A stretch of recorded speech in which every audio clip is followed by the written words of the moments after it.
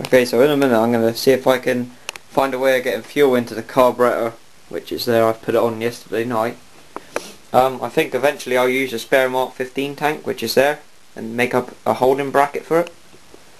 So I'll see if I can get it running in a minute.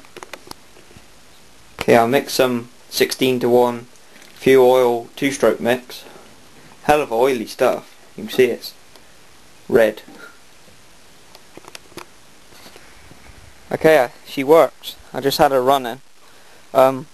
Just waiting for my drill to charge, and then I'll start it up again to show you. I'll film it. Runs quite well actually. I had to jam the throttle open a bit because it's a motorbike engine. There's supposed to be a throttle cable in here, so I just lifted it up and put a bit of rubber bung under there. But quite well. I'll show you in a minute. Okay then, let's start her up.